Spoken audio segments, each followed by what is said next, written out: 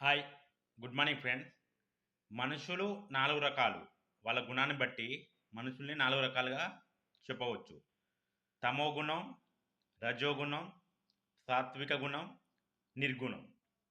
తమోగుణం ఖానా, పీనా, సోనా వీళ్ళు ఇదే చేస్తారు ఫ్రెండ్స్. తమోగుణంలో ఉన్న వాళ్ళు ఏమీ చేయరు. అంటే కుంభకర్ణునిలాగా తినడం, పడుకోవడం అంతే. తర్వాత రజోగుణం దుర్యోధనుడు, రావణాసురుడు ఇలాంటి వాళ్ళు. నేను పట్టుకున్న కుందేలుకు మూడే కాళ్ళు అంటారు వీళ్ళు. కాదు 4 అంటే వాళ్ళు వినరు. అంటే వీళ్ళు ఒకళ్ళు చెబితే వినరు.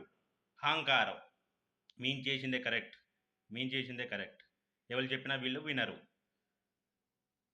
సాత్వికం అంటే మంచి చెడు తెలిసిన వాళ్ళు.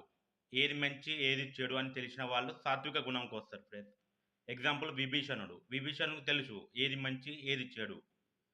లాస్ట్ నిర్గుణం. నిర్గుణం అంటే ఏ గుణము లేనివాడు, గుణాతీతుడు, ఏ గుణము అంటనివాడు, ఆత్మస్థితిలో ఉన్నవారు. అంటే శ్రీరామచంద్రుడు, శ్రీకృష్ణ భగవానుడు. అన్ని గుణాలను దాటిన వాళ్ళు. మరి తమోగుణం, రజోగుణం ఎలా పోతాయి? సాధన చేయాలి. ఈ గుణాలు ఉండొద్దు ఫ్రెండ్స్. రజోగుణం, తమోగుణం. ధ్యాన సాధన చేసి శ్వాస మీద ధ్యాస ఈ తమో రజో గుణాలను వదిలించుకోవాలి.